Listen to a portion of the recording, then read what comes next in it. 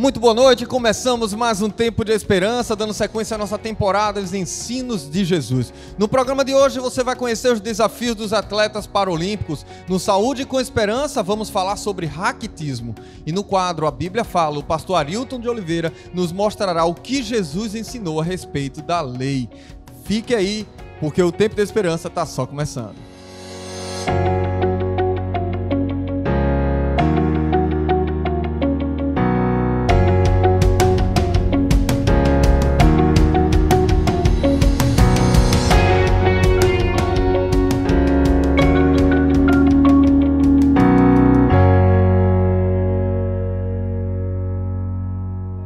Já parou para pensar como seria o mundo sem lei? Como seria o trânsito? Como seria a justiça? Será que haveria crime? Será que você conseguiria andar tranquilo na rua? O que seria de mim e de você sem as leis? Será que as leis servem para nos reprimir? Ou será que as leis servem para nos proteger? Qual a sua perspectiva diante de todo o cenário que você tem vivido? Com esse pensamento, já o pastor Arilton Oliveira vai abrir a Bíblia e nos mostrar o que Jesus falou a respeito da lei. Só que antes, deixa eu falar com você a respeito da esperança. Você que está na sua casa acompanhando a programação, de repente você está com o telefone na palma da mão, você pode ter estudo bíblico sem sair de casa, é isso mesmo. Através do nosso QR Code, através dos nossos links, você pode ter acesso à esperança, nossa assistente virtual, que pode estar ajudando você dia a dia a estudar, a conhecer, a entender um pouco mais da vontade de Deus para a sua vida. Lembrando também que se você tiver alguma dúvida, você pode estar entrando em contato conosco através do nosso WhatsApp 9217 3089. 9217 3089 é o nosso número, você pode estar interagindo. Eu tive uma dúvida, estou estudando com a esperança, mas eu queria saber mais a respeito desse assunto. 9217 3089. Deixa eu perguntar para você, será que é difícil praticar um esporte?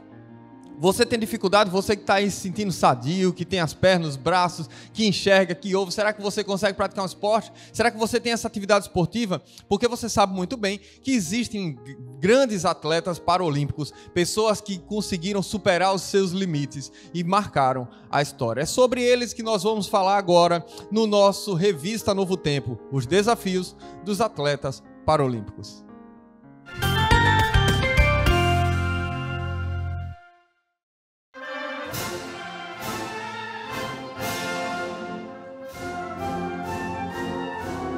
Olha ele chegando. Clodoaldo Silva se aproxima da vitória. Lá vem ele para mais uma medalha. Chegando, Clodoaldo vai tocar na borda. É ouro pro Brasil! É Clodoaldo Silva, um ícone do esporte paralímpico.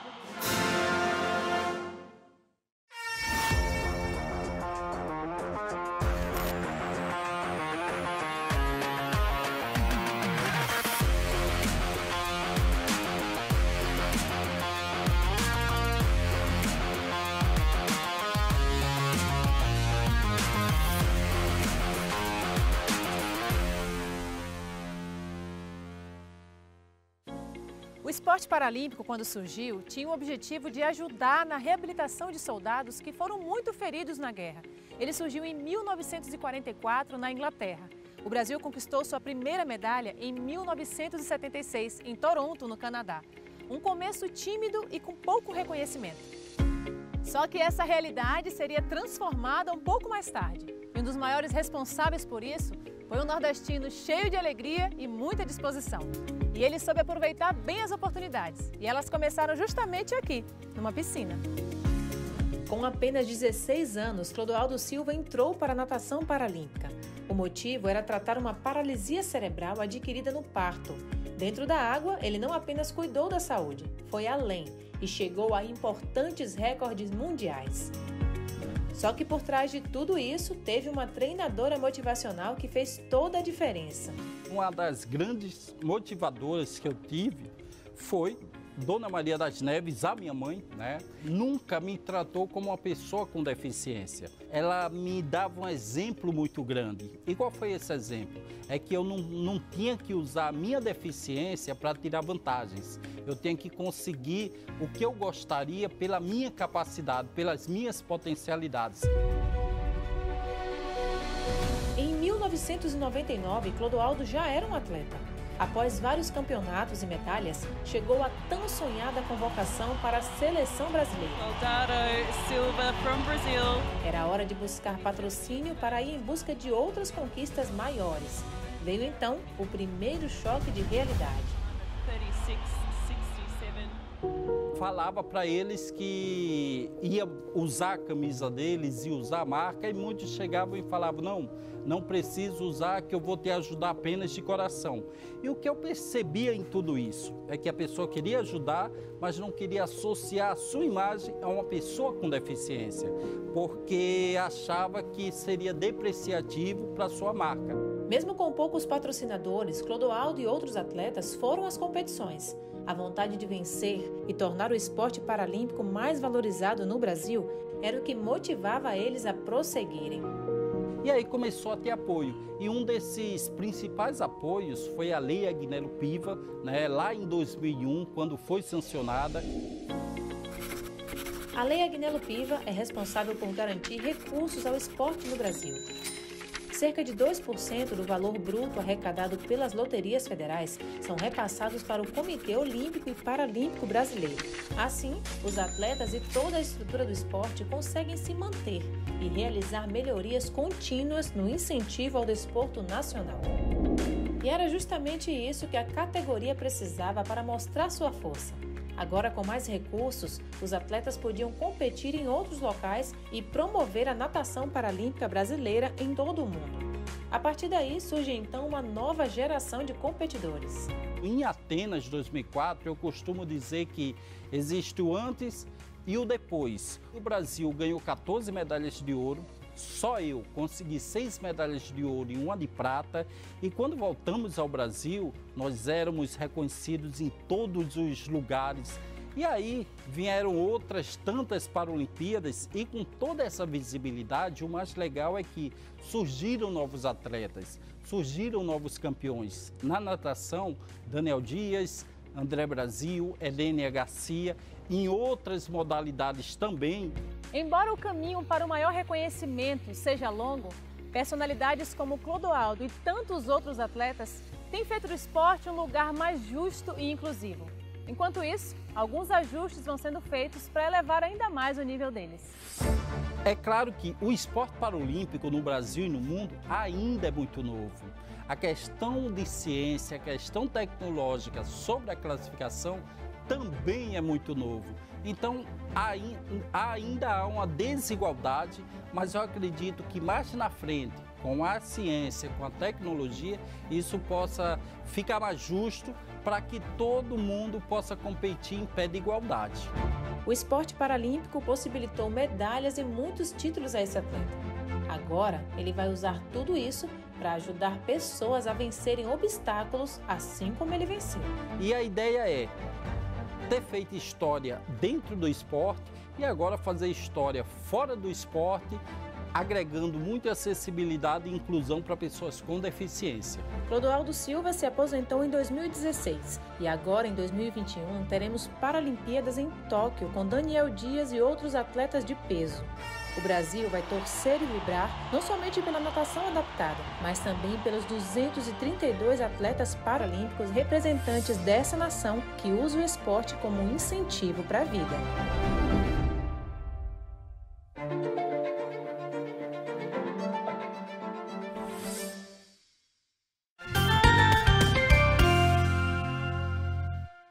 Viu aí? É possível você praticar um esporte, é possível você conseguir dar um passo a mais. É certo que talvez você tenha a sua limitação, de repente você tem alguma coisa que te faz ali se sentir um pouco limitado, eu não sei. Mas existem atletas que conseguiram superar, dar um passo a mais, você também consegue. Então se esforce, lute, busque. Nesse momento agora, com esse pensamento, vamos nos permitir ouvir a voz de Deus através do Reavivados por sua palavra com o pastor Adolfo Soares.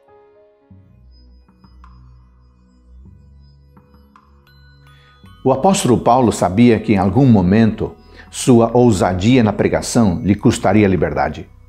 E as pessoas também sabiam disso. Por isso, o aconselharam a não subir para Jerusalém, a não ir, porque dessa forma estaria arriscando sua própria vida.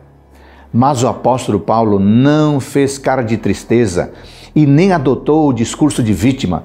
Ele disse: estou pronto não só para ser preso, mas também para morrer em Jerusalém, pelo nome do Senhor Jesus Cristo. Que postura impressionante do apóstolo Paulo! Em vez de lamentação, em vez de reclamação, o apóstolo Paulo preferiu confiar totalmente em Deus. Mas o que todos temiam aconteceu. Chegando em Jerusalém, Paulo foi acusado de rebeldia, foi acusado de ir contra a lei, de profanar o templo sagrado. Por causa disso, arrastaram Paulo para fora do templo e o espancaram violentamente. Só não o mataram porque um comandante e seus soldados chegaram a tempo para deter a multidão enfurecida. Mas o povo não se intimidou. Todos gritavam: matem Paulo! Matem Paulo! Mais uma vez, o apóstolo Paulo teve a proteção do nosso grande Deus. Ao conversar com o comandante, Paulo lhe disse que era cidadão judeu e cidadão romano e que ele desejava falar com o povo.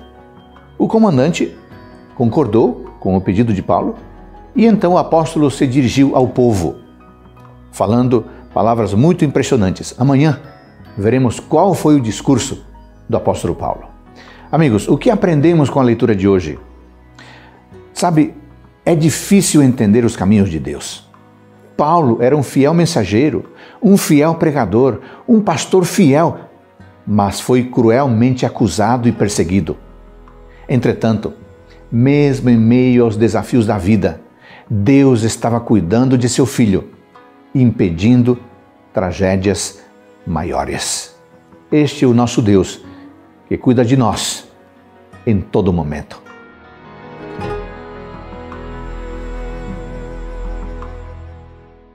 Obrigado, pastor Adolfo, mais uma vez pelo comentário da Bíblia. Nesse momento vamos para um pequeno intervalo, já já a gente volta.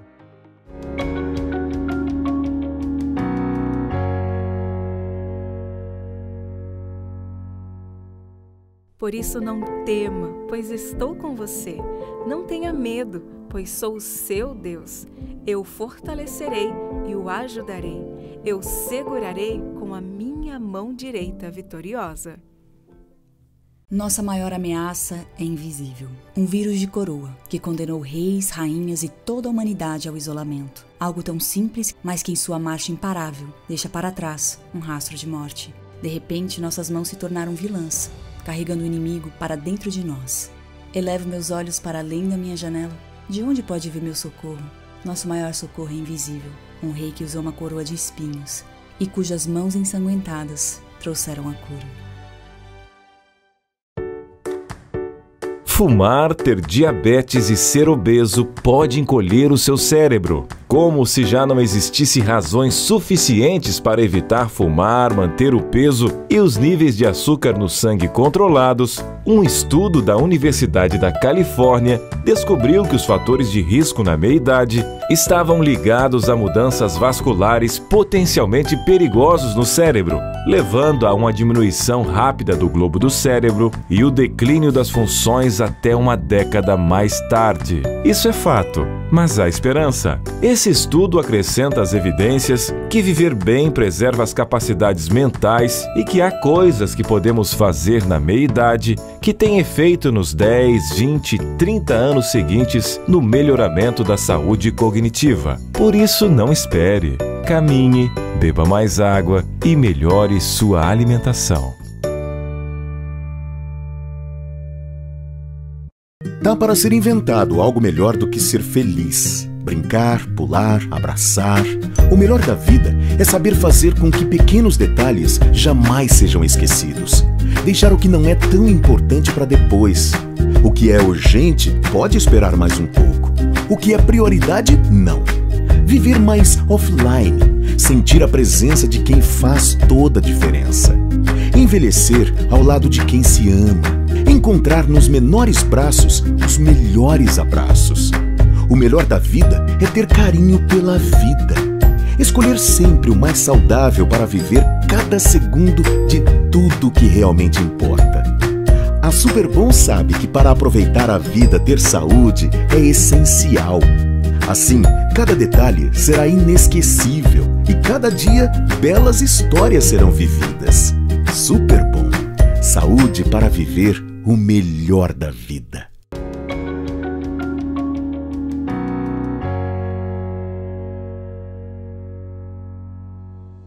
Já estamos de volta aqui no Tempo de Esperança. É muito bom saber que você está ligado na nossa programação. Já prepara o coração que daqui a pouquinho eu vou estar respondendo as perguntas que estão chegando do tema anterior.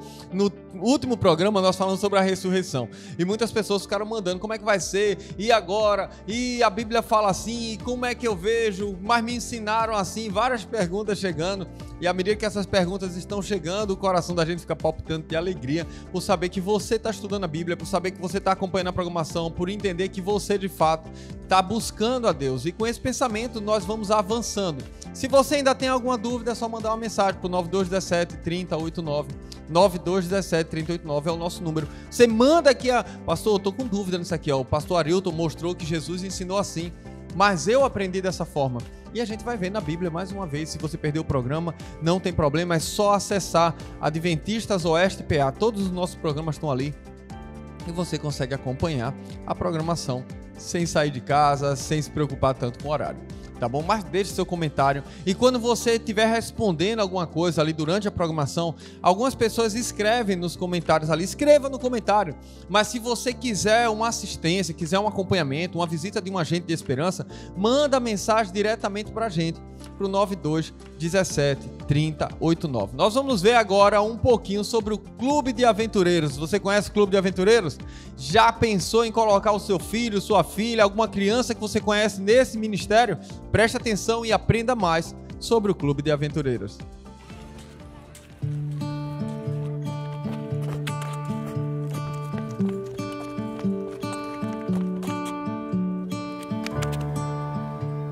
Quem são vocês? Nós somos do Clube de Aventureiros. Aventureiros? Sim. E como é esse clube? O Clube de Aventureiros existe para crianças de 6 a 9 anos, de qualquer religião, raça ou condição social. Meus pais falam que é um investimento para o nosso futuro. Fazemos um monte de atividades para o nosso corpo, nossa mente e também o espírito. O ambiente é super agradável e a gente tem toda a segurança. Um ponto que eu acho bem legal é que os pais participam de toda a programação. Eles auxiliam os conselheiros do clube e ajudam as crianças com as tarefas. Cada criança tem um caderno de atividades para ajudar a cumprir os requisitos das classes e especialidades. Assim ela vai recebendo os botões e insígnias para o uniforme ficar ainda mais bonito. Nós brincamos com balões, com bolas de sabão, bicicleta, patins, corda, soltamos pipa e outras brincadeiras divertidas.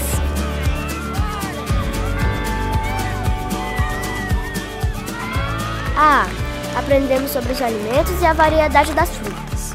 Eu gosto de kiwi, mas tem gente que gosta de manga, banana ou uva. Estudamos sobre a natureza, o cuidado com os animais e a preservação do meio ambiente. E nós aprendemos coisas muito importantes na Bíblia, conselhos para a vida toda. Sabe, cada criança tem um jeito diferente de aproveitar a infância. Eu escolho ser aventureiro. Por quê? Ser aventureiro é o melhor jeito de ser criança. E aí, gostou? Eu adorei! Posso ser aventureiro também? Claro que sim! Chama seu pai e sua mãe e vamos com a gente.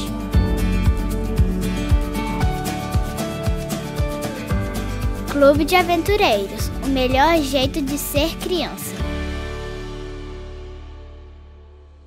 Viu aí? O Clube de Aventureiros é fantástico. Eu tenho minha filha mais nova no Clube de Aventureiros e meus 2 filhos mais velhos foram aventureiros também. O meu mais velho foi aventureiro o tempo todo. A minha filha do meio também, eu tenho 3 filhos, né? E aí foi aventureira também. Hoje os 2 mais velhos são desbravadores e a minha pequena ainda está no Clube de Aventureiros vivendo essa linda aventura. O melhor jeito de ser criança é num Clube de Aventureiros. Viu aí? Então corre, inscreve tua filha. Tenho certeza que aonde você mora, pertinho de você, tem um Clube de Aventureiros. Se você quer saber aonde é que fica o clube mais próximo, Entre em contato com a gente. Olha, esse número aqui você tem que salvar, 9217-3089. Salva aí no teu telefone, porque é o nosso número de contato. É aqui que a gente estreita os laços, é aqui que você vai pensar, onde é que eu vou para a igreja? Manda uma mensagem pra gente. Pastor, onde é que tem um clube aqui perto? Manda uma mensagem pra gente. Deu pra entender? É fácil, 9217-3089. E aí, quando você quiser pedir alguma música, é só mandar também a mensagem que você pede e a gente toca na hora ali na rádio. Tá bom? Assim ficou fácil? Então é só seguir a seta e ser feliz. Deixa eu fazer uma pergunta pra você. Você já ouviu falar em raquitismo? Você já conheceu alguém que foi considerada raquítica, como falam assim? O que é isso? Como conviver com esse problema, digamos assim? O que é o raquitismo?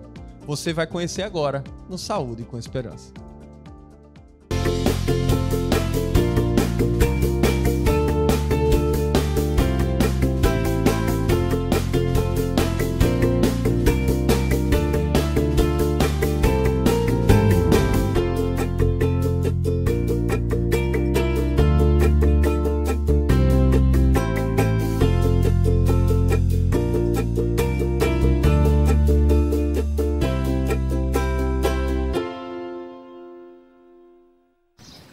Eu sou o Wellington, tenho 8 anos, gosto de brincar de correr, de pega-pega, de esconde-esconde, de bicicleta.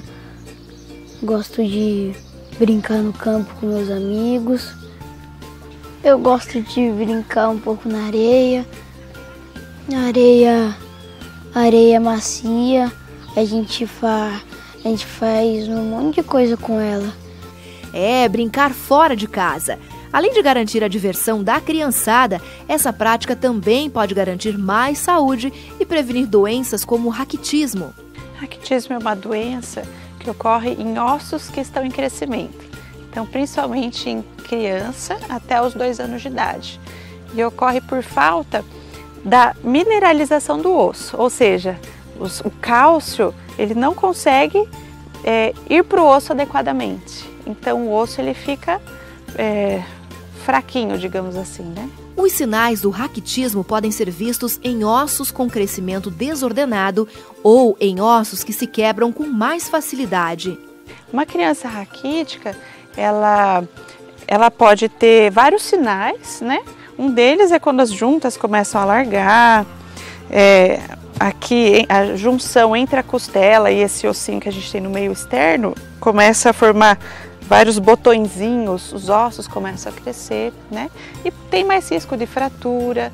A gente sabe que o raquitismo ocorre principalmente por falta da vitamina D, nem sempre por falta do cálcio, né? E onde a gente tem a vitamina D?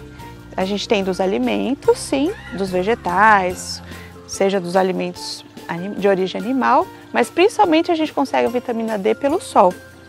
Então, a principal causa do raquitismo é a falta da vitamina D. Então, a melhor prevenção para o raquitismo é tomar sol, pelo menos 20 minutos por dia. Eu desço com eles todos os dias para brincar pelo menos meia hora para tomar o banho de sol, né? Porque o sol é muito fundamental para o crescimento da criança, para a saúde, para crescer forte, saudável. Eles podem correr, brincar, respirar puro. Melhor brincar no sol, no gramado, respirando ar puro, do que ficar dentro de casa, né? Minha mãe me traz todo dia aqui no campo para vir brincar de bola com meus amigos, com meu irmãozinho. E também eu brinco com minha mãe, no vôlei, no futebol. Eu acho legal tomar banho de sol, correr, tomar banho de mangueira com meu irmãozinho. Gosto de correr, gosto de ficar no macupai, gosto de brincar no banhanço. Quero brincar no banhanço porque é muito legal. Eu gosto de brincar no ar puro, porque eu posso tomar banho de sol, brincar com meus amigos e brincar com meu irmãozinho, cuidar dele, brincar com minha mãe, com meu pai. E eu fico feliz por brincar aqui embaixo.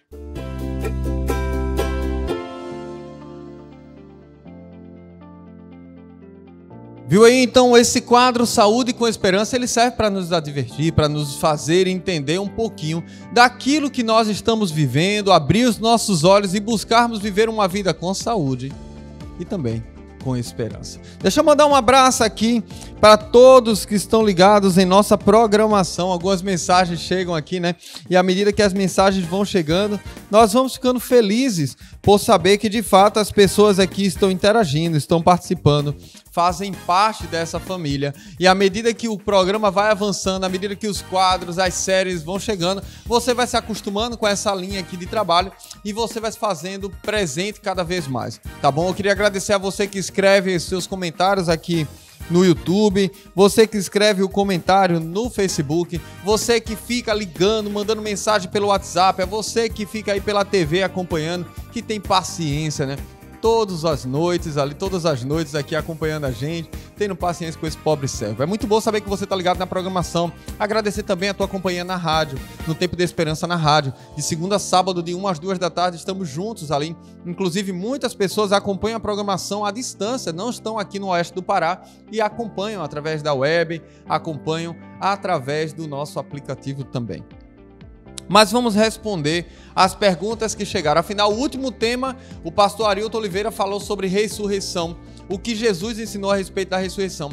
E muitas pessoas mandaram perguntas assim, que foram faladas no programa, mas que são importantes, talvez porque perderam um texto bíblico. E eu vou estar aqui nesse tempo que a gente tem, o tempo da gente é curtinho aqui de interação, de resposta, mas é suficiente para que a gente possa entender o que Deus preparou para a gente, o que Ele quer que a gente entenda. Primeira pergunta que chegou aqui foi: qual foi o texto da Escritura que fala sobre ressurreição? Aí tem uma vírgula e diz assim, que Jesus ensinou sobre ressurreição. Esse é um texto importante que está no Evangelho de João, no capítulo 5, no verso 28 e o verso 29, que dizem assim, ó. João capítulo 5, abra sua Bíblia. É sempre importante você estar com sua Bíblia, você estar com um papelzinho, uma caneta anotando, para que você não diga assim, o pastor falou, eu ouvi no programa. Não, você não ouviu no programa, não é o pastor que falou, é Deus que falou com você e você marcou na Bíblia e está estudando aí, tá? João 5, verso 28 diz assim, não vos maravilheis disso. Olha o que diz, porque vem a hora em que todos os que se acham no túmulo ouvirão a voz e sairão. Veja, João 5, 28 diz que vai chegar uma hora em que todos que estão ali sepultados ouvirão uma voz e sairão. E o verso 29 diz, os que tiverem feito o bem para a ressurreição da vida, e os que tiverem praticado o mal para a ressurreição do juízo. Perceba que aqui ele fala de duas ressurreições, ele fala da ressurreição da vida e a ressurreição do juízo.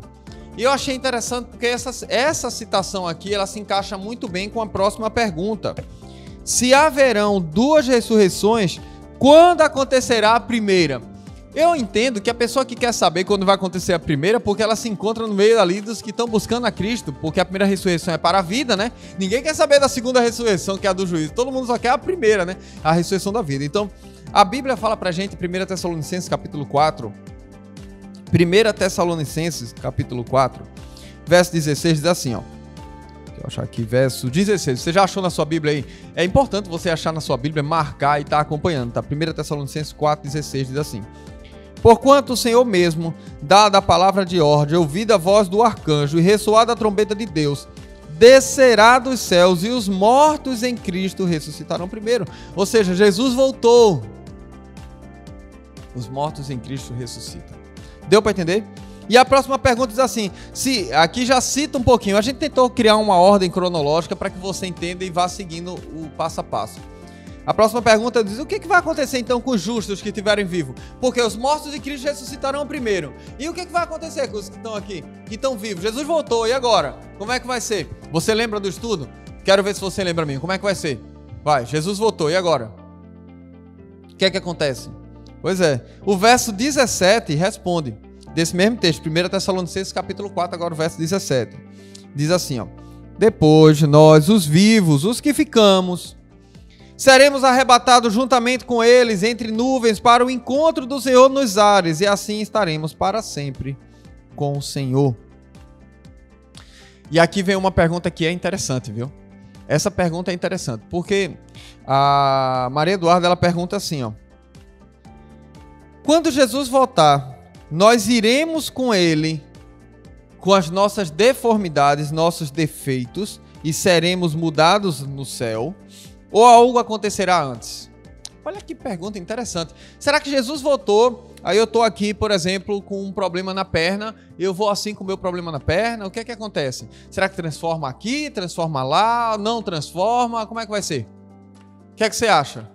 Aí você responde, não, eu acho que é assim, mas onde é que tá isso? Mostra na Bíblia. Aí você fica meio assim, né? É por isso que eu digo, anote na sua Bíblia, marque num caderninho, sabe por quê? Porque quando acontecer isso, se você for falar para alguém, alguém vai dizer, onde é que tá isso? Você na Bíblia, no capítulo assim. Aí a pessoa, entendi agora. Pois é, tá em 1 Coríntios capítulo 15. 1 Coríntios capítulo 15 vai falar da ressurreição, lembre disso. 1 Coríntios capítulo 15. E aí você já guarda esse texto no coração. Vamos ler aqui o verso 51 ao verso 54, para deixar o negócio bem amarradinho e você entender bem. 1 Coríntios, qual é o capítulo? 15. Do verso 51 ao 54 diz assim: eis que vos digo um mistério, nem todos dormiremos, mas transformados seremos. Olha que interessante. No momento, no abrir e fechar de olhos, ao ressoar da última trombeta, a trombeta soará, os mortos ressuscitarão incorruptíveis, e nós seremos transformados. Agora o verso 53 e 54. Porque é necessário que esse corpo corruptível se revista de incorruptibilidade. Por quê? Porque o nosso corpo mortal deve ser revestido de imortalidade. Olha o verso 54. E quando esse corpo corruptível se revestir de incorruptibilidade, e o que é mortal se revestir de imortalidade, então se cumprirá a palavra que está escrita: tragada foi a morte pela vitória. Ah, entendi então. Então Jesus transforma a gente, nós vamos ser transformados. Esse corpo do jeito que está ali, com a perna assim, com o cabelo assim, com eu com problema de olho assim, de vista assim, ó, resolvido. Deu para entender? Então Jesus transforma, os mortos de Cristo ressuscitam primeiro, já ressuscitam ali transformados. Interessante isso aqui, né? E aí vem a pergunta agora do Marco Aurélio, ele pergunta assim: mas quando acontecerá então a segunda ressurreição? Quando é que vai acontecer a segunda ressurreição? Porque a primeira a gente já viu, Jesus voltou. E a segunda? Eita, agora, ó, será que a Bíblia fala do tempo, de quando vai acontecer? Fala. Apocalipse 20, no verso 5 e no verso 6. Vai, anota aí, marca na tua Bíblia, abre aí. Apocalipse 20, eu já estou encontrando aqui.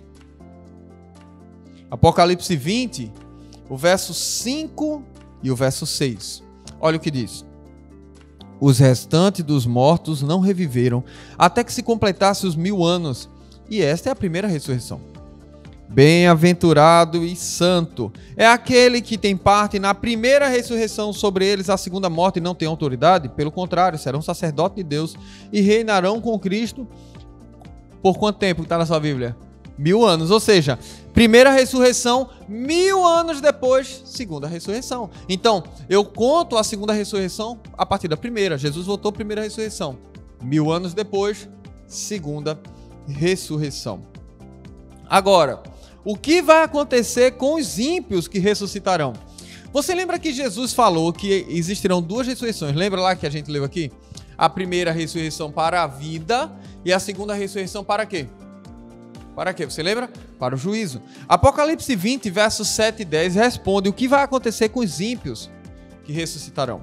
Diz assim, olha, do verso 7 ao verso 10 do Apocalipse 20 diz: quando, porém, se completarem os 1000 anos, preste atenção, quando, porém, se completarem os 1000 anos, o que é que vai acontecer? Deixa eu ver aqui, que eu já saiu aqui.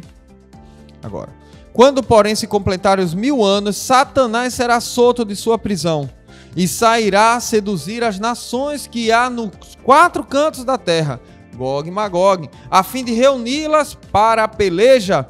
E o número dessas é como a areia do mar. Olha o verso 9, Marcharam então pela superfície da terra e sitiaram o acampamento dos santos e a cidade querida. Desceu, porém, o quê?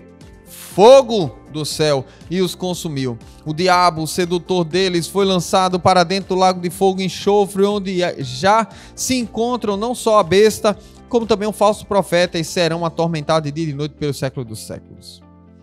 Você viu aí os ímpios, aqueles que não aceitaram Jesus, ó, já era. E algumas pessoas então ficaram perguntando, né? Mas pastor, peraí, Peraí, pastor, tem alguma coisa que ficou no ar aqui.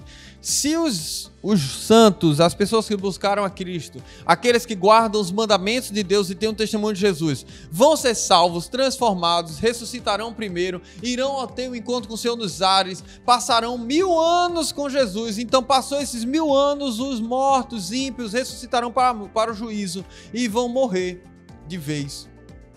Como é que fica a Terra nisso tudo? Eu pergunto, o que vai acontecer a esse planeta após a destruição dos ímpios? Como que vai ficar a Terra? Agora ficou uma dúvida, viu? O que você acha? O que vai acontecer? Apocalipse 21 agora. Apocalipse 21. E eu queria ler com você do verso 1 ao verso 4.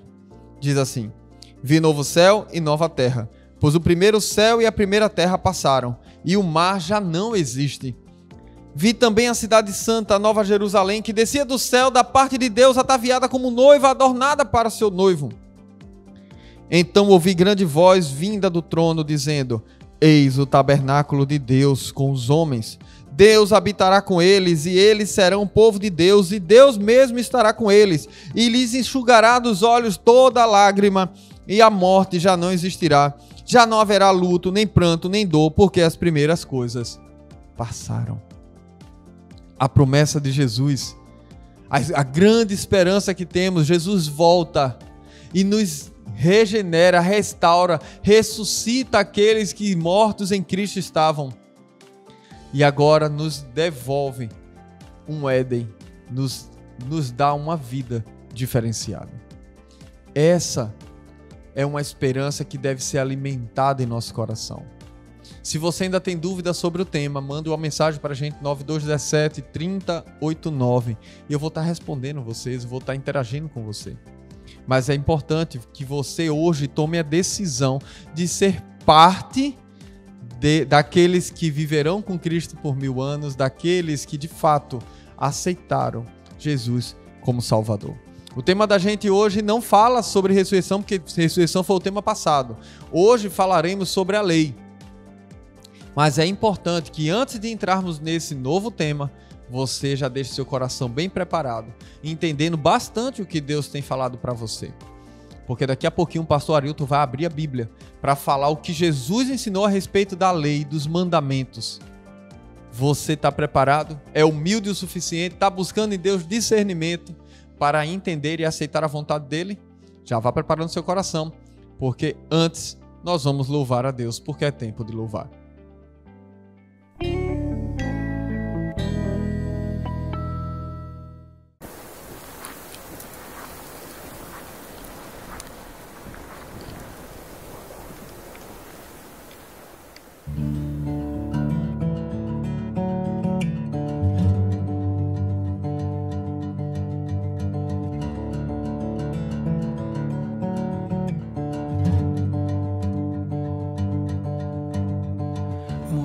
Personagens eu criei,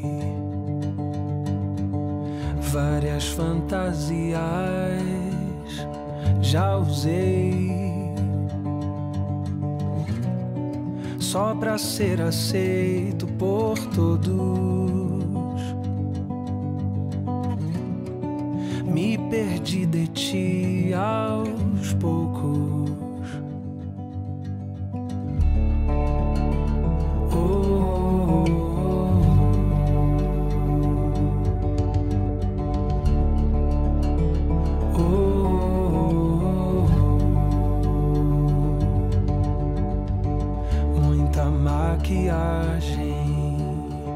Já passei, e o que sou agora já não sei. Tudo isso me afastou de ti, mas eu sei não te afastou de mim. Meu quarto está uma bagunça, pode entrar, me arruma.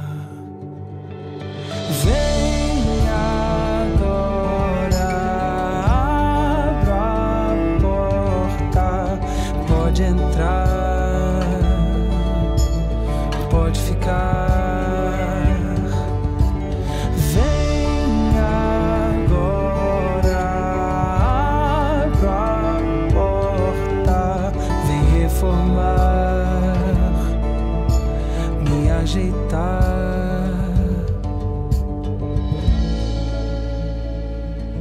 tirar a poeira.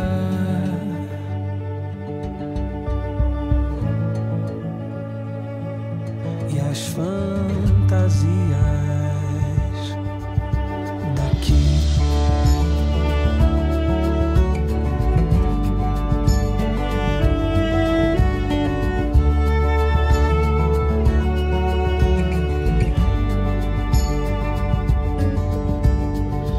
Muita maquiagem já passei. Identidade já não sei. Tudo isso me afastou de ti, mas eu sei não te afastou de mim. Meu quarto está essa bagunça. Pode entrar, por favor, me arrumar. Venha agora, abra a porta. Pode entrar, pode ficar. Venha agora, abra a porta. Vem reformar, me ajeitar,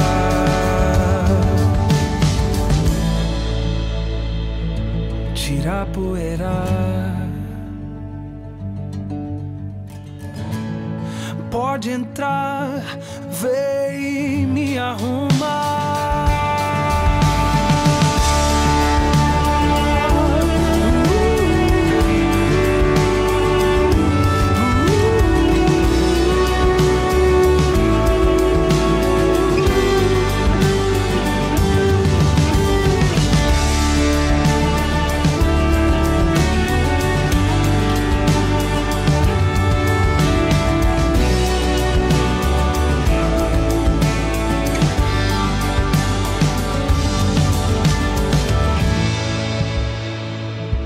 Tirar a poeira.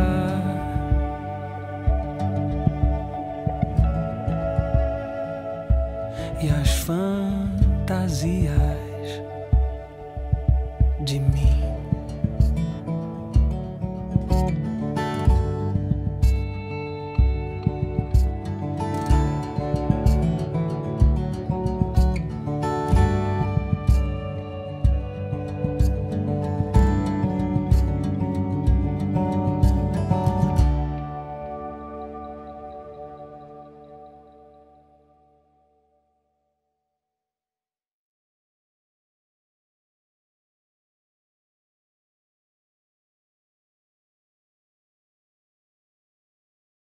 Depois dessa linda canção, e você já sabe que você pode pedir na rádio que a gente toca, nós vamos para um pequeno intervalo. Já já a gente volta.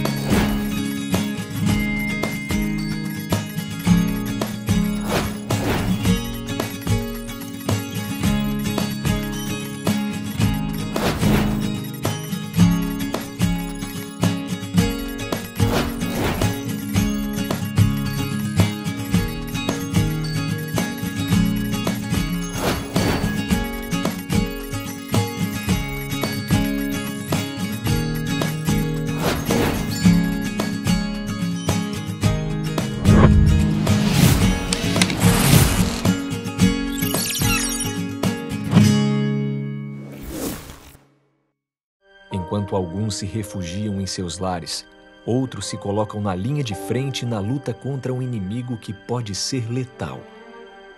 Expor a vida em favor do outro, mesmo sendo um desconhecido, é um ato de amor. Doar a vida em favor de todos, sem pedir nada em troca, o verdadeiro retrato da graça. Cristo quer nos oferecer mais que cura, vida, e vida em abundância. Alegrem-se na esperança. Sejam pacientes na tribulação. Perseverem na oração. O que você quer assistir hoje? Seus programas favoritos? Filmes? Clipes? Conteúdos exclusivos? No ntplay.com tem isso e muito mais. Além de você poder assistir a nossa programação ao vivo. Acesse ntplay.com e veja tudo o que quiser, aonde você estiver.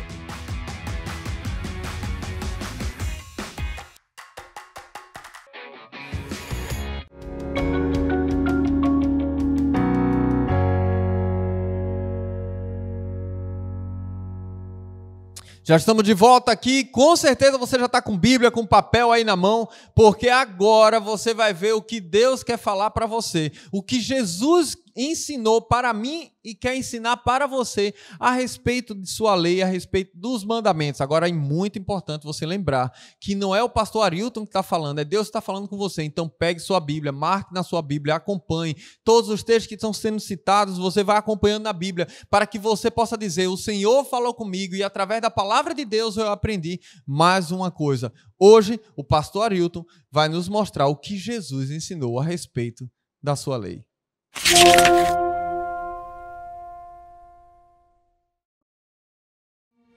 Monte Sinai.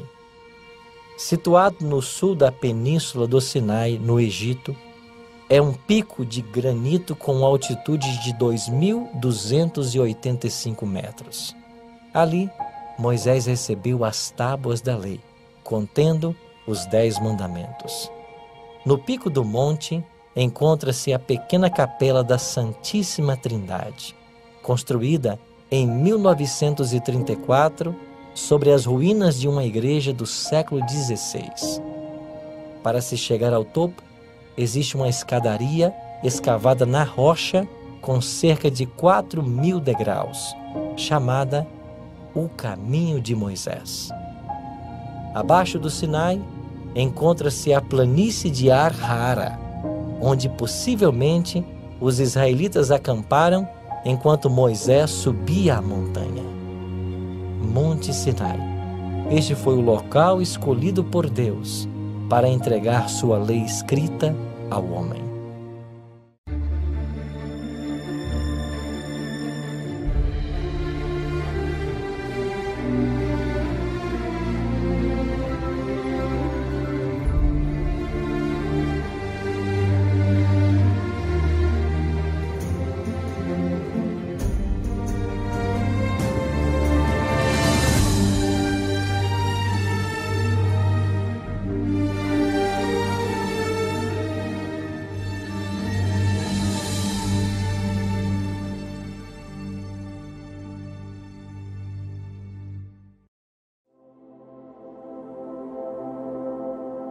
Jesus havia passado a noite inteira em oração aqui no monte, perto do Mar da Galileia. Quando o dia amanheceu bem cedinho, ele chamou a si os 12 discípulos, fez uma oração e impôs-lhes as mãos para que eles também iniciassem seu ministério. Depois se dirigiram para a praia, aqui no Mar da Galileia. Ali uma multidão o esperava. Pessoas aqui da região, de Decápolis, também de Tiro, Sidom, Mar Mediterrâneo, todos se ajuntavam para ouvir as mensagens e os ensinos de Cristo. A praia ficou pequena. Jesus, abrindo o caminho entre a multidão, se dirigiu então para uma planície. Ali ele se assentou. E todos assentados agora estavam atentos para ouvir as palavras de Jesus. Havia uma grande expectativa a respeito do que ele iria ensinar.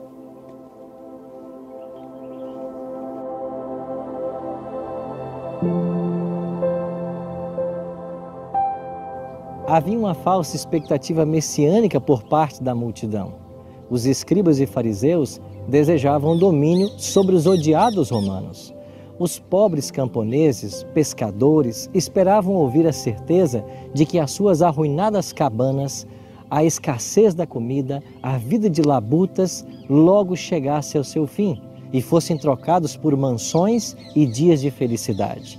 E em lugar de uma única vestimenta que cobria o seu corpo de dia e servia de cobertura à noite, eles esperavam receber de Cristo os ricos trajes de seus conquistadores.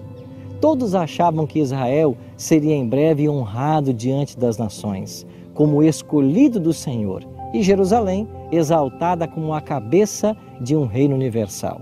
Jesus, então, abre sua boca e passa a proferir o que nós conhecemos hoje como o Sermão da Montanha.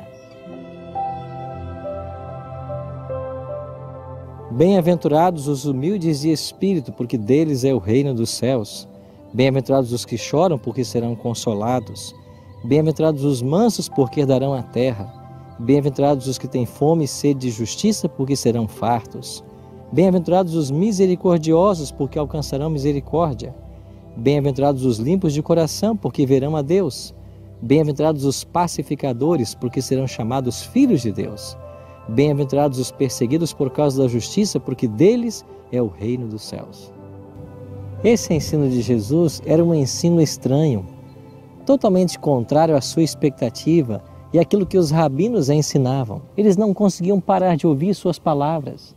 O Espírito Santo foi trabalhando em cada coração e naquele dia, naquele sermão, apresentou-se perante a multidão, aqui nessa montanha, os ensinos de valor eterno para todos os seres humanos em todas as épocas.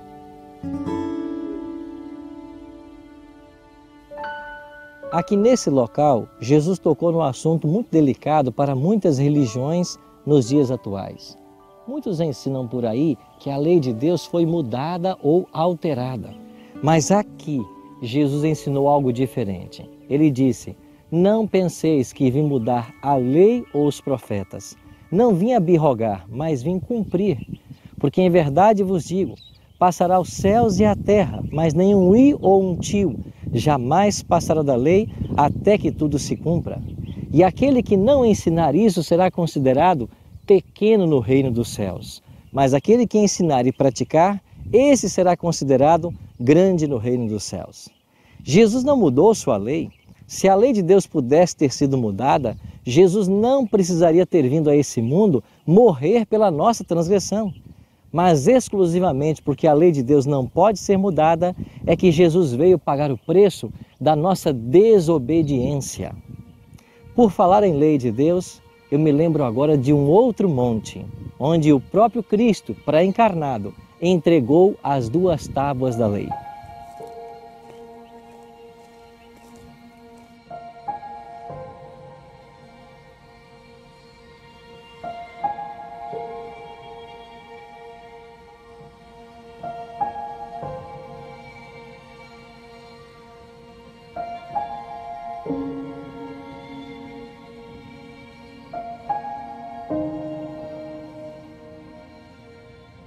Foi aqui nesse monte que há mais de 3.000 anos no passado, Deus entregou as 2 tábuas de pedra a Moisés. Êxodo 31, verso 18, assim nos diz: E tendo acabado de falar com ele no monte Sinai, deu a Moisés as 2 tábuas do testemunho, tábuas de pedra escritas pelo dedo de Deus. A partir de hoje, esse texto da Bíblia assume para mim um novo significado. Em saber que foi nesse local, aqui no Monte Sinai, que Deus deu as 2 tábuas da lei a Moisés. Eu fico imaginando a cena enquanto o povo de Israel acampado aqui embaixo, observando a montanha em meio a relâmpagos e trovões. Deus se manifestava nesse monte, a montanha tremia e Deus pronunciou os seus 10 mandamentos. Talvez você já se perguntou alguma vez por que é que Deus teve que dar a Moisés, ao seu povo, a lei escrita. Por 430 anos o povo de Deus fora escravo no Egito. E quando eles foram libertos e após atravessar o Mar Vermelho e chegarem ao Sinai, Deus queria dar esta lei como um símbolo de um novo começo, de uma aliança, de uma nova história que Ele queria escrever com o seu povo. Ainda que a lei tenha sido dada aqui no Monte Sinai, é lógico que a lei já existia. Quando vamos para o Gênesis, nós aprendemos que ali estavam os mandamentos.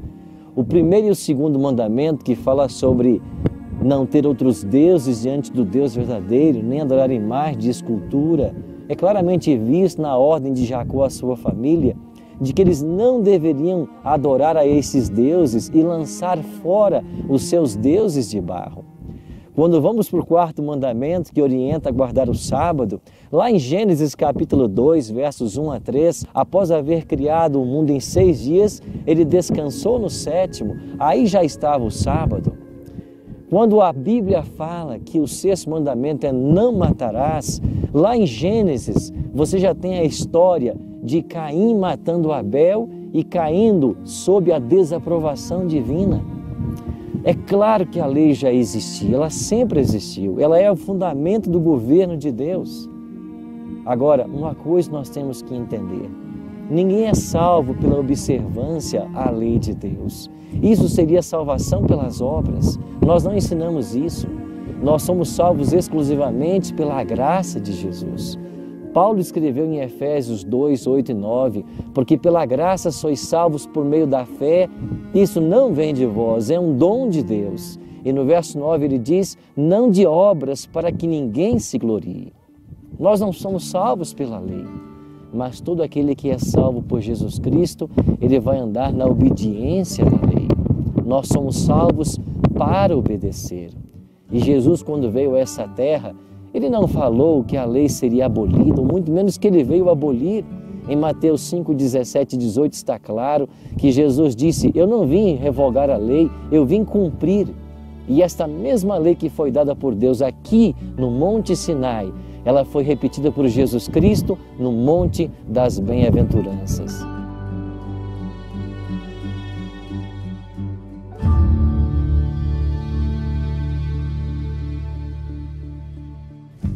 A lei de Deus é como um espelho. O espelho mostra que o seu rosto está sujo, mas não pode limpá-lo. A lei de Deus mostra que você está em pecado, mas não pode perdoar o seu pecado. A função da lei é nos levar a Cristo. Por isso ela deve ser respeitada. Nós não somos salvos pela lei, pelas obras. Somos salvos por Cristo. Mas uma vez salvos por Cristo, o resultado dessa salvação é a obediência à lei. Por isso eu pergunto para você hoje, está você disposto a partir de hoje obedecer à lei de Deus como norma do juízo? Está você disposto a aceitar os 10 mandamentos como sendo a vontade de Deus para a sua vida? Se esse é o seu desejo, eu queria orar com você agora. Pai Santo, aqui neste local, onde o Senhor pronunciou as bênçãos e os ensinos sobre o teu povo, nós também queremos ser abençoados. Nós queremos declarar a nossa fé na tua palavra, na tua lei e pela tua graça obedecê-la. Em nome de Jesus nós te oramos. Amém. Amém. Viu aí? Jesus ensinou através da palavra e através do exemplo que sua lei está em vigor. Ele deixou muito claro que não veio abolir a lei, mas veio para cumprir. Era seu costume guardar os mandamentos de Deus. E ele disse, se você me ama, você vai guardar também. Então é uma resposta de amor a Deus guardar esses mandamentos. É o seu desejo hoje guardar os mandamentos de Deus. É o seu desejo hoje mostrar através do seu viver que a lei ainda está em vigor. Afinal, quando você obedece os mandamentos de Deus, quem ganha é você. Faça o que Jesus pediu. Viva segundo as orientações dele, que você vai ser feliz, você vai avançar, você vai crescer e as promessas de Deus serão derramadas na sua vida. Afinal, ele prometeu que viria e veio. Ele prometeu que morreria por mim e por você e morreu. Disse que ressuscitaria e ressuscitou. Jesus também falou que vai voltar. E ele vai voltar muito em breve para buscar a mim e a você. Lembrando que aqueles que estarão com Cristo são aqueles que têm as características do povo de Deus, os que guardam os mandamentos de Deus e têm o testemunho de Jesus. Guarde a lei do Senhor no seu coração, viva segundo a vontade dele e você vai ser feliz junto com a sua família.